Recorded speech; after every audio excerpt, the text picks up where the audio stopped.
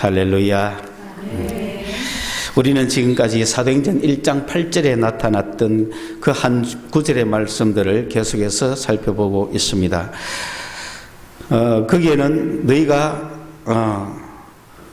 오직 성령이 임하시면 권능을 받고 내 증인이 된다 하는 세 가지 말씀이었습니다. 예수 믿는 사람은 성령을 받으셔야 됩니다. 성령을 받으면 권능을 받습니다. 권능을 받으면 정인이 되어야 됩니다. 이 성령, 권능, 정인, 이 말씀은 오늘 우리의 삶의 목표가 되는 것입니다. 오늘은 이 정인이 된다는 말씀에 대해서 살펴보겠습니다. 우리는 지난 시간 동안에 성령을 어떻게 하면 받을 수가 있는가, 성령은 왜 받아야 하는가, 그리고 권능을 어떻게 하면 받을 수가 있는가, 권능을 받는 방법에 대해서 살펴보았고, 오늘은 우리가 정인되는 삶에 대해서 말씀을 나누고자 합니다. 우리가 예수를 믿었다고 끝나는 것이 절대로 아닙니다. 예수 믿는 사람은 주님이 약속하신 성령을 받으셔야 돼요. 예수 믿고 나는 끝이다 그러면 그것은 전혀 그리스도인으로서 이 땅에서 살아갈 수 있는 상황이 되지 않습니다. 그러나 예수 믿는 자는 언젠가는 모르지만 반드시 성령을 받으셔야 되는 거예요. 성령을 받는다고 바로 권능이 임해오는 거 아닙니다. 성령을 받은 사람들은 권능을 받아야 되는 거예요. 권능을 받기 위해서는 어떻게 해야 되는가 말씀을 드렸고, 또 권능을 받은 사람들은 그 능력을 가지고 자기를 위해서 사는 것이 아닙니다. 그 권능을 받은 이유가 바로 정인되기 위해서 받은 겁니다. 결국 우리의 삶의 목표는 예수님의 정인으로서의 삶을 살아가는 걸 목표로 삼아야 되는 거예요. 그래서 오늘은 이 정인의 삶에 대해서 말씀을 나누고자 합니다.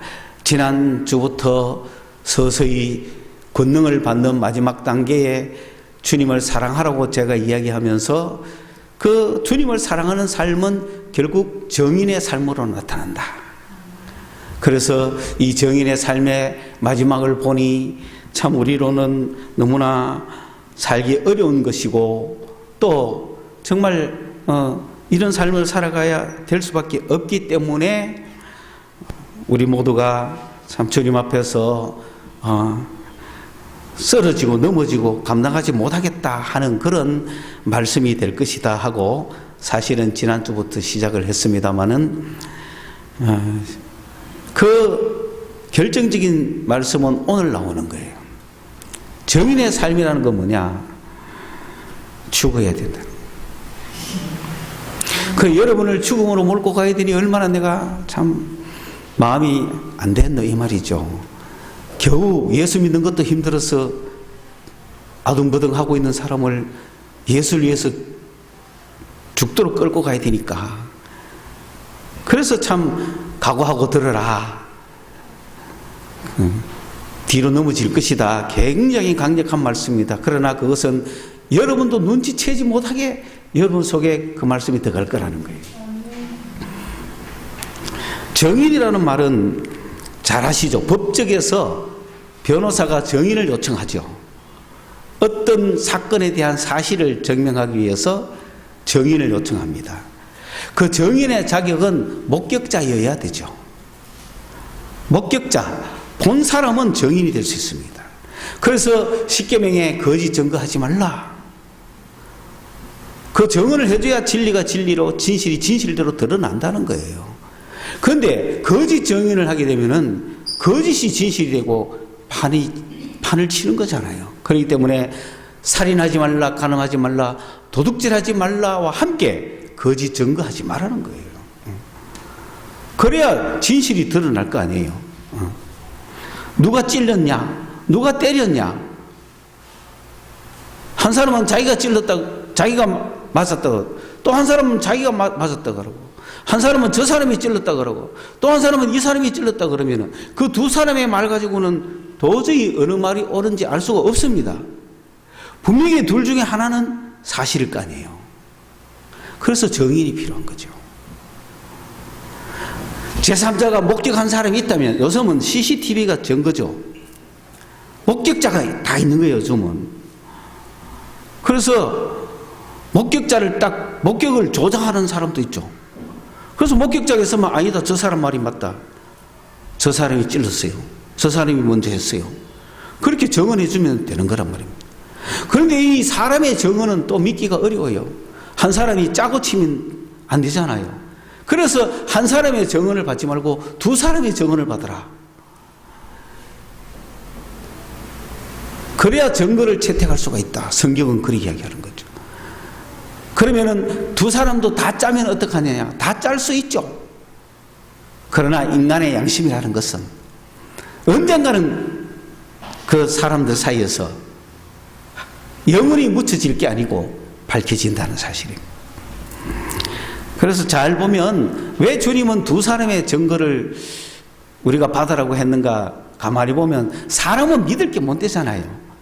그래서 한 사람이 짝짝꿍 해가 짰으면 이 한 사람이 영원히 거짓말하고 죽을 수 있어요.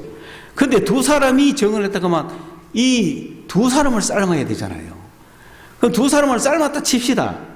그런데 결국은 이 세 사람 사이에 뭔가 뽀록이 나도 나는 거죠. 괜히 왜 세 사람 모이면 괜히 미워지는 거야. 괜히 한 사람은 시기 질투가 나고 한 사람을 음해하게 돼 있는 거야. 그러면은 또 밝히는 거예요. 그래서 세상도 그렇게 정인이 중요하고 증거가 중요한데 우리는 그러한 세상적인 것에 대한 이야기를 하는 게 아니라 영원한 것, 영적인 것, 정말로 중요한 것에 대한 정인이 되고 있다는 거죠.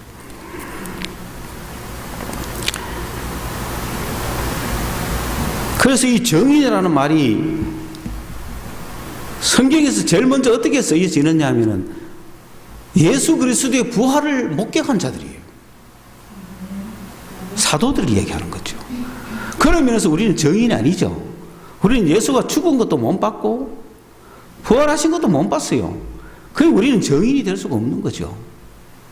그런데 그들은 죽으시는 주님도 봤고 부활하신 주님도 봤으니까 목격자요, 정인인 거예요.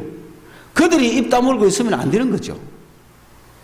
그러므로 그들은 예수님이 부활하셨다라고 정언을 하는 거죠. 예수님이 부활하셨다. 예수님이 부활하셨다. 그런데 희한한 거죠.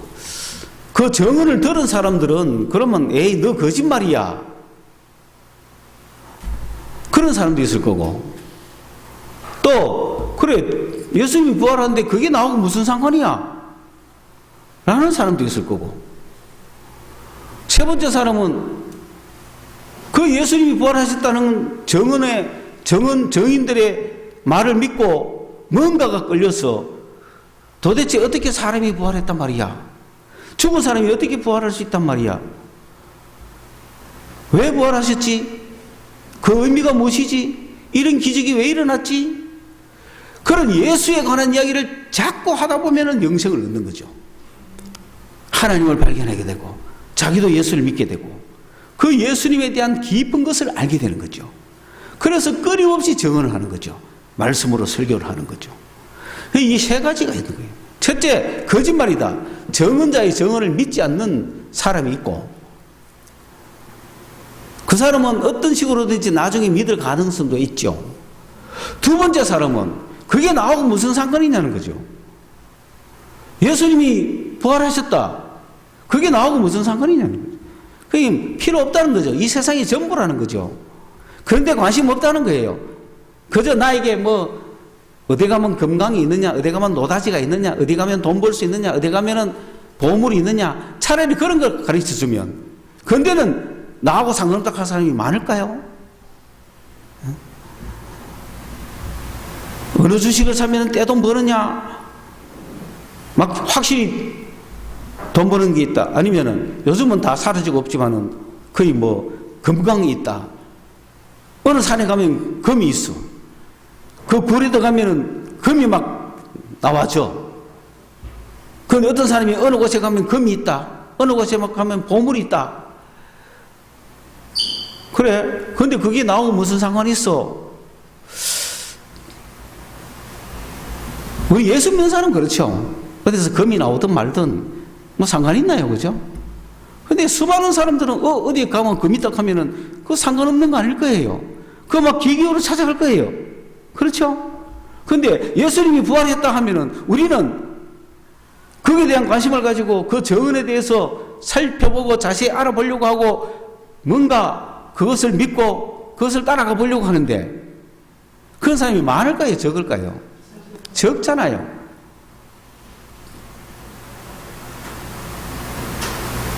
그러니까 어디에 가면 금이 있다 막 우리 교인들이야 뭐 돈 넣고 돈 먹는다 해도 안 가죠. 어디 뭐 500만 원만 투자하면 당장 한 달 후에 5천만 원 준다 해도 끔찍도 안 하죠. 왜? 500만 원이 없으니까. 그리 속을 이유도 없고. 근데 사실 내 마음이 500만 원 투자하면 5천만 원 준대 확실하다면은 누가 그런 말을 하면은 그런 세상의 물질이나 세상의 성공이나 세상의 어떤 것에 대해서는 관심이 많지 않습니까? 그런 말하는 사람 보고 나하고는 상관없어. 사실 그리스도인 그렇게 말해야 되죠. 그걸로 세상 사람들은 예수님이 부활했었다 해도 그래 그게 나하고 무슨 상관이야? 아무 상관없는 거예요. 예수가 필요 없는 거죠. 그들은 막 세상에서 열심히 살다가 죽겠다는 거죠. 죽음 후에 뭐가 있는지 뭐 죽어봐야 안다. 야, 이 세상의 삶도 바쁜데 뭐 죽어서까지 걱정하냐? 온갖 현실주의적인 이야기를 많이 할 수 있다는 거죠. 그런 사람들은 예수님이 부활하셨다 그래도 뭐 전혀 상관이 없습니다. 그러나 성경은 그런 기본적인 믿지 않는 자들에 대한 이야기가 아니고 몇 천 년을 믿어온 유대인들에게 전해진 복음이에요. 그러니 유대인들은 예수가 부활했다는 사실을 나하고 무슨 상관이야 할 수가 없어요. 유대인들은 그 당시 유대인들은 그렇기 때문에 그들에게 예수님이 부활했다고 얘기했죠. 그러니까 그걸 받아들이든지 거부하든지 둘 중에 하나였단 말입니다. 그래서 유대인 사회에서 어느 정도 많이 전파가 되고 나니 어떻게 보면 유대인 중에 믿을 만한 사람은 다 믿었고 안 믿는 사람은 반대하고 있으니 이제 이 예수가 부활했다 하는 그 증거는 이 기쁜 소식은 유대인들에게만 전해진 것이 아니고 이방인들에게도 전해졌어요. 이방인들에도 예수가 부활했습니다 라고 전하니까 그 중에 많은 사람들이 그에 관심을 가졌어요. 에이 믿을 수 없어 하는 사람도 있고 그게 나하고 무슨 상관이야 라고 하는 사람도 있지만 그거에 관심 가진 이방인들이 굉장히 많아요. 그게 무슨 소린가? 그 왜 죽었으며 왜 부활했느냐? 어떻게 그런 일이 인생에 있을 수 있느냐? 그래서 그 말 하는 사람들을 미친 사람으로 보지 않고 그들이 하는 말을 들어보고 그들의 말에는 힘이 있고 또 그들에게는 권능이 있고 그들의 삶을 보니까 기쁨이 넘치고 그들의 얼굴 모습을 보니까 뭔가에 들떠 있고 힘차고 매일매일이 행복하게 보람있게 그들의 생활을 보니까 너무 본받고 싶고 그래서 그 사람들을 보면서 예수를 믿게 되는 거죠. 그래서 그들은 말씀으로 증언을 하고 생활로 증거를 했단 말입니다. 그 만에 하나 그들이 예수님이 부활했다고 하면서 당신도 예수를 믿으시오, 당신도 그 예수를 받아들이시오 말하면서 사는 거는 사기꾼이고 뭐 지지리도 못 살고 뭐 그러면 누가 믿겠어요? 그 사람을 보고. 믿던 예수도 안 믿을 거라는 거죠. 그런데 그 제자들은 삶은 어땠을까요? 그의 생활은 매일 생활이 달랐을 겁니다.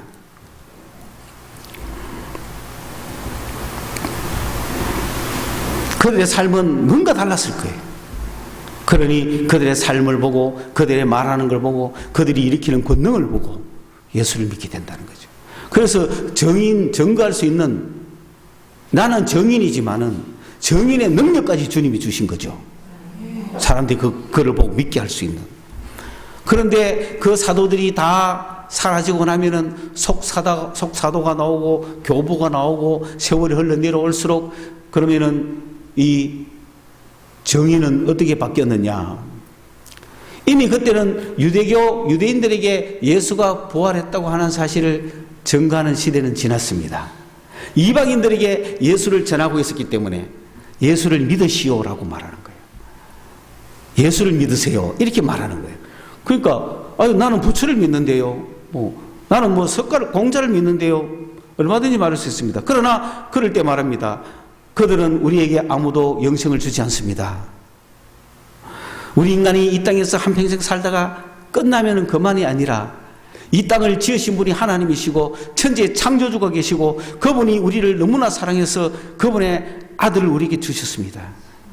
그래서 그분을 우리가 받아들이기만 하면 우리도 영생을 얻고 이 한평생 끝나고 나면은 영원한 생명이 그분 안에서 기다리고 있습니다. 이것이 인류의 소망입니다 하고 막 전도를 한단 말이에요. 그러니까 처음에는 그것이 잘 안 믿어지겠지만은 그래요? 그 말을 나도 믿겠습니다. 믿고 나면은 성령을 받으시오. 그 성령을 받으니 막 기쁨이 넘치고 그 사람도 그 다음 예수 믿는 자가 된다 이 말입니다. 그래서 교회가 형성되고 될 거 아닙니까? 그런데 문제는 그럼 그 시대의 사람들에게 정인이라는 건 뭐냐?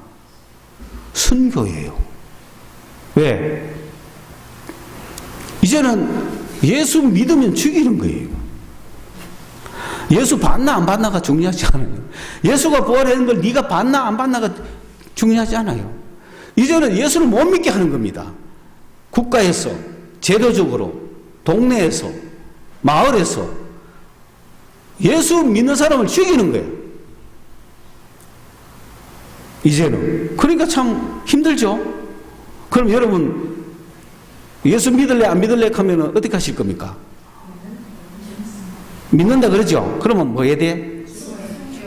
그걸 순교라 그러는 거예요. 그게 순교자 시대가 온 거예요. 그래서 정인이라는 용어가 순교라는 용어로 바뀌는 거예요. 지금까지 이 순교는 계속되고 있는 거예요. 오늘날 이 시대도 순교는 되고 있습니다. 왜? 북한에서는 예수 믿으면 죽이는 거예요. 그게 순교입니다. 그러니 이제는 예수의 정인으로 산다는 것은 순교까지 각오해야 된다. 여러분이 왜 현재 우리 교회는 예수의 정인으로 삶을 살기 위해서 다짐하고 결심하고 이 말씀을 지금 들어가고 있잖아요. 그러니까 첫째는 말로 증거해야 되죠. 말로서 정인의 삶을 살죠. 예수 믿어라 예수 믿어라 그러는 거예요. 그리고 행동으로도 삶으로도 예수를 증거해 주겠죠. 입으로만 예수 믿어라 그러면 누가 예수 믿겠습니까? 예수 믿는 사람은 행동이 뭐가 달라도 다르고 생활이 뭐가 달라도 다르고 삶이 뭐가 달라도 달라야 되잖아요. 그러니까 예수 믿으라고 말씀으로 설교로 열심히 증거를 하지만은 그들의 삶을 통해서 그들의 생활을 통해서 그들이 일으키는 능력을 통해서 그 정언을 해야 됩니다. 그러면서 한평생 그렇게 정언하다가 갈 수도 있지만 그러면 그런 사람은 순교는 안 했잖아요. 왜? 누가 순교를 시켜줘야 하죠. 이 땅에서도 예수 믿으면 죽는다 해야 나도 예수 믿는다 하고 딱 죽어야 되는데 완전히 은퇴하고 늙어 죽을 때까지 예수를 열심히 말로 전하고 행동으로 전하는데 자유세계 나라에 살다 보니 예수 믿는다고 죽이지는 않는단 말이야. 그렇죠? 그러면 순교하려면 어디로 가야 돼요? 죽이는 나라로 가야 예수 믿는다 하면 딱 죽어야 되잖아요. 그러면 순교가 되는데. 그러니까 굳이 그렇게까지 할 필요는 없다는 거예요. 순교자적인 삶을 살아야 되는 거예요. 그러면 내가 이 땅에서 살 때 죽을 때까지 그러면 우리는 어떻게 살아야 되느냐면은 순교자적인 삶을 살아야 되는데 순교라는 것은 피를 흘려야 순교입니다. 피를 흘려야 순교입니다. 다시 말해서 죽어야 된다는 거예요. 육체적으로 희생을 당해야 된다는 거예요. 그런 순교자적인 각오로 삶을 사셔야 된다 이 말입니다. 여러분이 예수를 증언하려면 예수를 증거하려면 피 흘린다는 각오로 하셔야 된다 이거지. 이 자유세계에서는 예수를 믿는다고 법적으로 죽이지는 않지만 여러분이 예수를 전하다가 보면은 목숨의 위협도 받을 거 아니에요. 그렇죠? 막 이 세상에서 왕따 당하는 것은 물론이고 손해보는 것은 당연하고 여러 가지 불이익이 다가올 거 아닙니까? 그런데 피를 흘리는 목숨을 바치는 순교까지 각오한 사람들이 그런 방해물 때문에 증거를 안 한다? 그럴 수 없잖아요. 그러니 오늘 여러분이 예수를 증언하는 증거자의 삶을 살려면은 순교를 각오해야 된다 이거예요. 순교는 피를 흘리는 걸 이야기하는데 순교자적인 삶을 산다는 것은 아니 내가 예수를 위해서 죽어도 죽어야 되는데 그 비난하는 소리 듣기 싫다고 세상적인 관계 때문에 인간적인 것 때문에 예수를 증언하지 않는다? 그 증언의 삶을 못 사는 거죠. 그러면서 오늘 이런 증언의 삶을 사람이 한 명만 있어도 그 사람의 증거가 번지고 퍼져서 이제 막 태어나서 예수 아직 모르는 사람 젊은이들에게 예수를 전할 수가 있다는 거죠. 그런 증인의 삶은 계속되어 줘야 되는 겁니다. 그래서 이런 증인의 삶을 살기 위해서는 어떤 과정들이 필요한가? 첫째는 내가 죽어야 된다는 거죠. 오늘 말씀에 내가 그리스도와 함께 십자가에 못 박혔다는 거죠. 사실은 안 박혔잖아요. 못 박힌 것처럼 여기라는 거예요. 내 삶을. 예수님이 십자가에 못 박힐 때 나도 그게 함께 못 박혔다고 여기라는 거예요. 그러면은 그게 무슨 의미냐? 내 공로는 없어. 내 의도 없어. 내가 왜 예수와 함께 예수가 십자가에 못 박힐 때 왜 나도 거기에 못 박혔습니까? 죄인이기 때문에. 나의 모든 죄를 못 박았다는 거예요. 나의 모든 저주를 못 박았다는 거예요. 나의 율법적인 의를 못 박았다는 거예요. 그런데 내가 아직도 죄를 안 지려고 노력하거나 율법을 지키려고 노력하거나 그럴 수 없다는 거예요. 이미 나는 죽은 자라는 거예요. 그렇기 때문에 내가 육체의 정력대로 더 살 수가 없어요. 죽었는데 어떻게 살아요? 죄 가운데 더 살 수가 없다는 거예요. 우리는 죽은 자이기 때문에. 그 살아있는 나를 돌아보면은 죄투성이기 때문에 죽을 수밖에 없는 인간이에요. 절망할 수밖에 없는 인간입니다. 그 인간은 십자가에 못 박힌 거예요. 예수와 함께 십자가에 못 박힌 거예요. 그걸 확실히 아셔야 돼요, 여러분은. 그렇기 때문에 여러분은 죄 가운데 살 수도 없고 율법 가운데 살 수도 없어요. 내가 율법을 지킨다고 의인이 되는 게 아니라 이 말이에요. 그리고 계속 제 안에 있는 것은 당연한 거예요. 그러나 나는 예수가 십자가에 못 박힐 때 나도 죽었다라는 걸 선언해야 돼요. 여러분 자기가 죽었으면 더 이상 자기를 위해 살 수가 없잖아요. 여러분이 아직도 여러분을 위해서 산다면 안 죽은 거죠. 항아리를 깨뜨려야 되는 거죠. 그러면은 아니 나는 예수와 함께 죽었는데 그러면 이 땅에서 그럼 누가 사는 건데? 내 안에 예수가 사는 거예요. 나는 죽고 없으니까 이제 내 안에 누가 사느냐? 예수가 사는 거예요. 예수가 내 안에 산다는 것은 요한복음 15장에 나오는 포도나무와 가지의 비유죠. 너희가 내 계명을 지키고 내 말이 너희 안에, 너희가 내 안에, 너희가 내 사랑 안에, 내 말이 너희 안에 있으면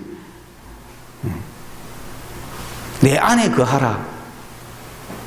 내 안에 주님을 모셔라. 나는 죽고 내 안에 예수가 살려면 내 안에 예수가 들어와야 되잖아요. 내 안에 예수가 들어오는 방법이 뭡니까? 내가 예수의 계명을 지키는 거죠. 예수의 계명을 지키면은 내가 예수 안에 있고 예수가 내 안에 있는 거예요. 그러니 그게 신비죠. 남자와 여자가 결혼으로 하나가 된다는 거 신비잖아요. 예수와 내가 하나가 된다는 거 신비잖아요. 예수가 내 안에 있고 내가 예수 안에 있다는 거 신비잖아요. 그런 관계가 성립이 되는 거예요. 그래서 그 예수님을 내 마음속에 모신다. 내가 예수 안에 들어간다. 그 관계를 요한복음 15장에서 포도나무 가지 비유로 말씀하고 있는 거예요. 그러니 여러분, 이제는 내 안에 예수가 사는 거예요. 예수 믿는 자들은 그 안에 예수가 들어가 있는 거예요. 그러니 나도 살고 예수도 살고 있어요. 내 위주로 사니까 예수는 쭈그리져 있는 거죠. 그래서 나를 위해 살아가는 거죠. 내가 예수를 믿지만, 예수를 믿는 그리스도인이지만 예수는 저 밑에 보이지도 않게 있고 내 안에 없는 게 아니에요. 예수 믿는 사람은 그 안에 예수가 있어요. 그런데 저 밑에 있고 내가 중심이 되고 내가 더 강해서 내가 왕자가 되가 내가 주인이 되어서 내 위주로 열심히 살아가고 있으니 이 사람은 예수 믿으나 안 믿으나 똑같은 거 아니에요? 예수 믿고도 자기 위주로 살아가니 그럼 예수를 왜 믿었냐? 예수 믿으면 뭐 천당 간다 하니까 내가 이 땅에서 내 위주로 열심히 살아보다가 예수 내 안에 있으니까 죽으면 천당은 가겠지. 그런 생각하는 모양인데 성경은 그렇게 가르치지 않습니다. 절대로. 그건 신앙이 아닙니다. 내가 예수를 받아들이는 순간 예수가 주인입니다. 예수는 주님이라고 고백하잖아요. 그래서 내가 내 삶의 주인이 아니라 예수님이 내 삶의 주인이 되는 거예요. 그런데 어떻게 주인 위주로 살아야 되지 자기 위주로 삽니까? 그게 말이 안 되는 거죠. 그 예수를 믿었지만 받아들였지만 예수는 저 밑에 처박아 놓고 자기가 주인이 돼가지고 이 세상의 모든 명예와 물질과 자랑과 안목의 정욕과 그런 걸 추구해가 살아간다면 예수를 받아들였지만 아무 소용없는 삶을 살아가고 있는 인간인 거죠. 그런데 나의 제약됨을 알고 나의 멸망함을 알고 나의 저주됨을 알고 내가 이대로 가다가는 멸망인 것을 알고 그래서 영생이신 예수를 내 안에 모셨으니 이제는 내가 죽고 예수가 주인이 되는 그런 삶을 살도록 열심히 노력하는 게 우리 인생의 투쟁이고 그게 신앙의 경로라는 거죠. 그래서 내 한평생을 바쳐서 신앙을 해서 구원을 얻는 거예요. 구원은 한순간에 팍 일어나는 그런 사건이 아니라는 거죠. 그러면서 오늘 하루도 그 길을 살아가잖아요. 그럼 나도 모르게 내 안에 있는 예수가 점점 자라는 거예요. 그래가지고 막 어느 타임에는 나를 압도할 때가 오죠.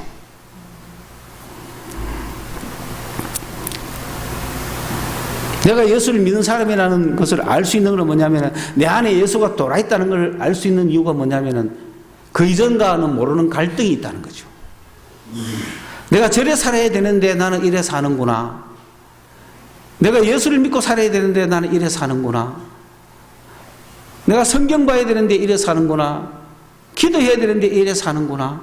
예수를 위해 살아야 되는데 이래 사는구나. 내가 세상 사람처럼 살아서는 안 되는데 이래 사는구나. 노래방 가면 안 되는데 내가 가는구나. 요즘은 여러분 가면 안 되죠? 가지 마세요. 괜히 가가지고 뭐 다른 사람 안 간 사람한테도 피해주면 안 되잖아. 우리 교인들은 안 가지 원래. 왜? 노래를 워낙 잘하니 뭐 옛날에 한두 번 가본 건 오케이. 근데 세 번 간 건 안 돼. 두 번만 가. 세 번은 가지 마. 뭐 두 번 가보면 알지. 그걸 몰라가 또 가가 그럽니까? 괜히 그런 데가 노래 부르면 목마벨입니다. 그러니 그런 데 가가지고 내가 이러면 안 되는데 나 오늘 예배하러 가야 되는데 내가 왜 와 있지? 그런 갈등이 있으면 그 속에 누가 있다는 거예요? 예수가 있다는 거예요. 지가 믿든 안 믿든 세상에 없는 그 전에 없던 갈등이라는 거죠. 그런데 내가 죽고 내 어떤 의지와 내 계획과 내 목표와 내 위주의 내 욕심을 죽어지면 예수 중심이 되는 거죠.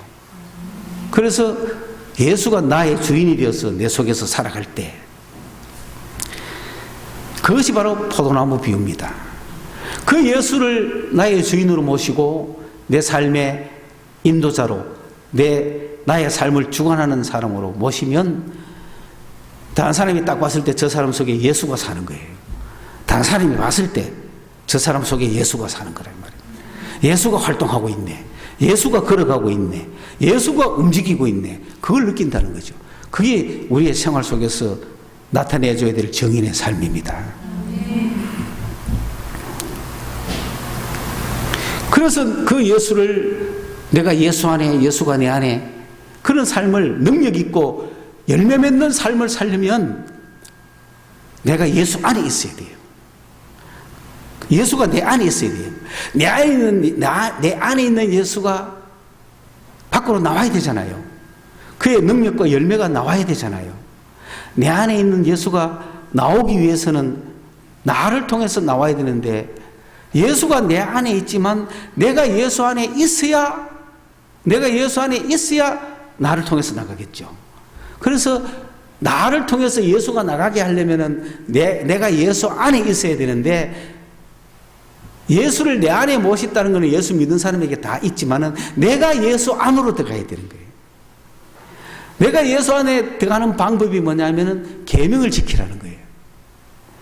그 계명이 뭐냐? 그게 사랑이라는 거예요.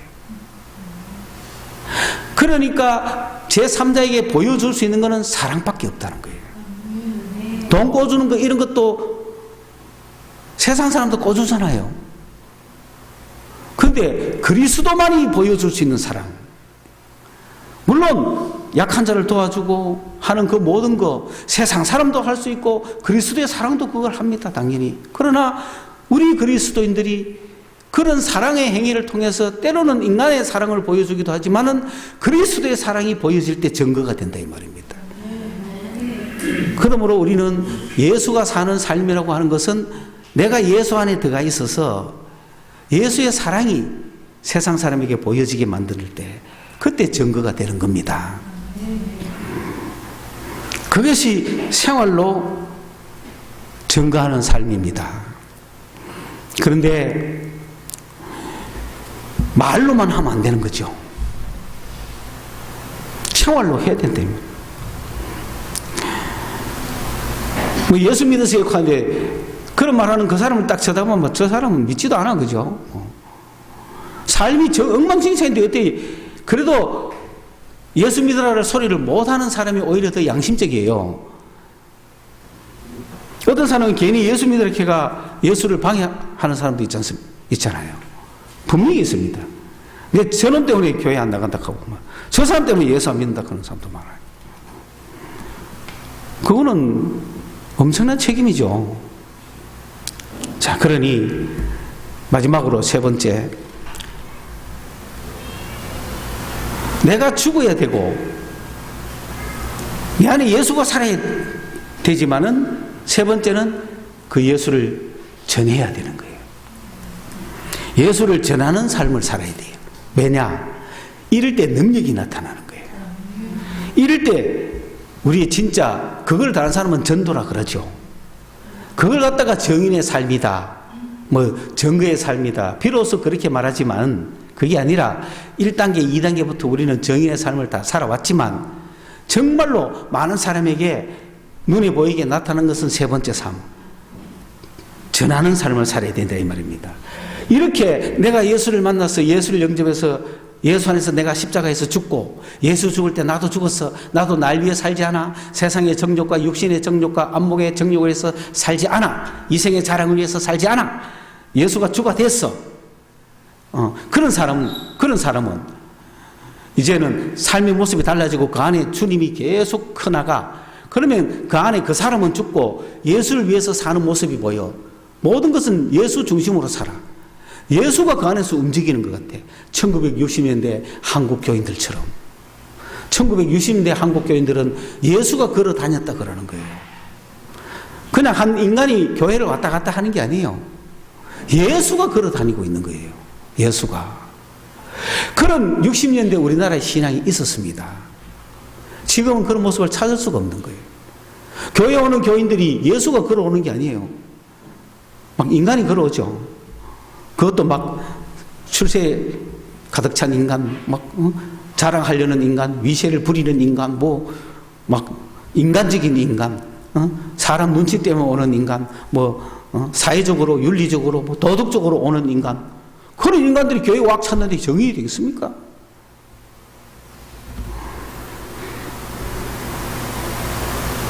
그런데 예수가 중심인 삶이 딱 되면은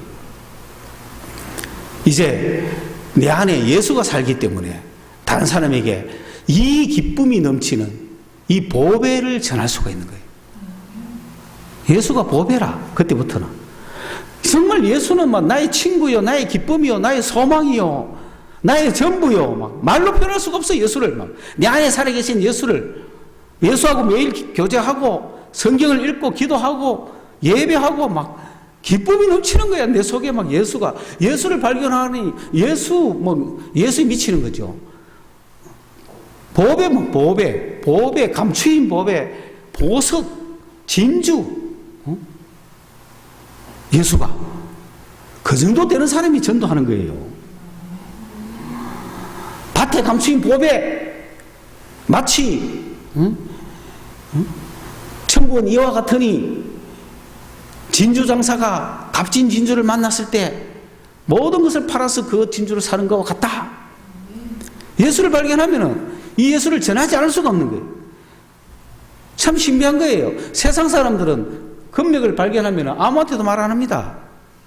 이 기쁨을 자기만 갖고 누리고 그 비결을 자기만 갖고 있고 다른 사람한테 안 알려줍니다. 좋은 걸 안 날아가지죠. 이미 다른 사람한테 이야기할 때는 좋은 게 아니야. 벌써 다 끝났어. 단물 다 빼면 보라. 그런데 유독이 예수 믿는 사람들은 이 좋은 걸 너무 전하고 싶어 목숨까지 버린다. 그래서 예수를 전하다가 목숨을 잃는 걸 가장 큰 영광으로 생각합니다. 그만큼 예수가 가까운 거라고.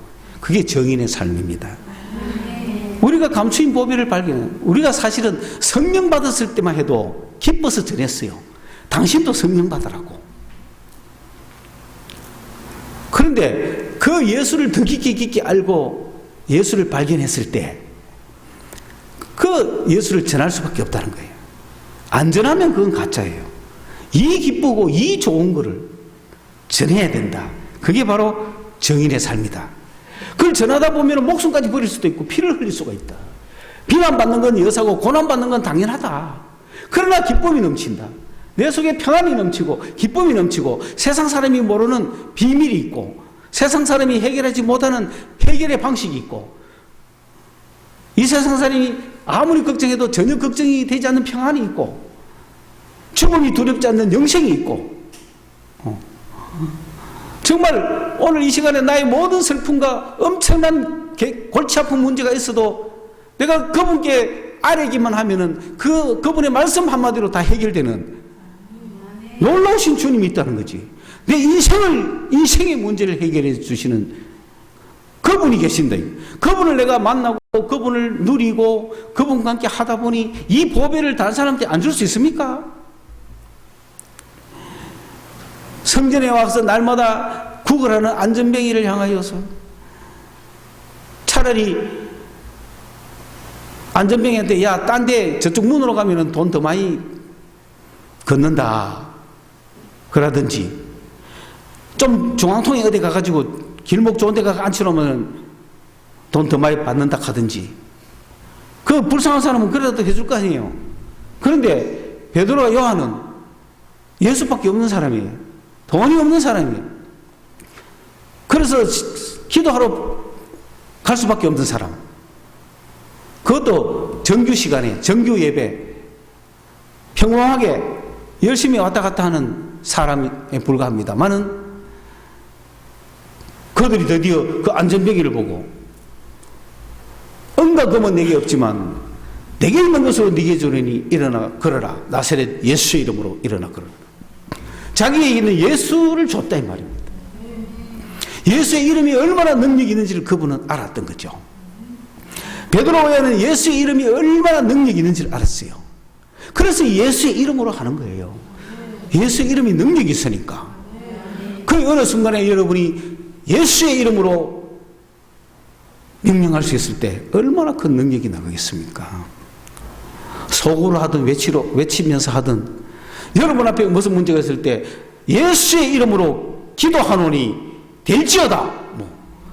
예수의 이름으로 명하노니 물러가라. 예수의 이름으로 기도하오니 이루어 주시옵소서. 하나님 지금 나에게 어떤 문제가 있습니까? 어떤 문제가 있더라도 그 문제를 기도하면서 예수의 이름이 능력이 있으므로 예수의 이름으로 될지어다. 그렇게 하면은 하나님의 이름이, 예수의 이름이 역사한다 이 말입니다. 일어나 걸어라 했을 때 그 안전뱅이가 일어나 걸었잖아요. 그래 오늘 여러분이 정인의 삶을 살 때 그 예수의 이름이 얼마나 보배로운지 능력이 있는지 그 알수록 능력이 가는 거예요. 그래 오늘 이제 여러분은 목숨을 걸고 주님과 교제하면서 주님의 깊이를 알면 알수록 그것을 갖고 있다가 어느 순간에 예수의 이름으로 구원을 받으세요 이렇게 해버리란 말이지. 마귀가 막아가지고 못 믿게 하는 사람들이 있으면 예수의 이름으로 마귀는 물러가라. 믿음을 방해하는 영은 물러가라. 병을 주는 병만은 물러가라. 막 할 수 있어야 된단 말이에요. 예수에 대한 자신이 그만큼 있을 때 할 수 있는 거예요. 예수 안에 사랑 안에 있을 때 가능하다 이 말입니다. 그래서 우리는 이런 정인의 삶을 살 수가 있다. 말씀을 정리하면은 우리가 예수를 믿고 성령을 받고 권능을 받고 정인이 되는 겁니다. 이 정인이 되는 방법은 첫째 내가 죽었다는 걸 아셔야 되고, 둘째 내 안에 예수가 산다는 걸 아셔야 되고, 셋째 이 예수를, 이 보배를 전해야 된다는 사실입니다. 기쁨으로 전해. 이 보배를 막 기쁨이 넘쳐서 전하지 않고는 못 빼기는, 상대가 듣든 안 듣든 나는 너무 기뻐갖고 너도 이 예수를 믿어라 할 정도로 막 그런 관계가 넘쳐날 때 우리는 정인으로의 삶을 살 수가 있다. 기도하겠습니다. 하나님, 부족한 입술, 부족한 증거, 그러나 우리 주님 성령의 능력으로 우리 교인들을 주여 세워 주시옵소서. 우리는 그럴 자격이 없습니다. 우리는 그럴 능력이 없습니다. 우리는 약한 자 중에 약한 자요, 작은 자 중에 작은 자들입니다. 우리는 이 말씀을 듣지만 감당할 능력이 없습니다. 우리가 그렇게 되리라는 보장도 없습니다. 그러나 주님이 말씀하시고 주님이 알려주셨으니, 주님이 만들어 주신다면, 주님이 그렇게 되도록 능력을 주신다면 주님, 저희들은 주님의 정인으로의 삶을 살고 싶습니다.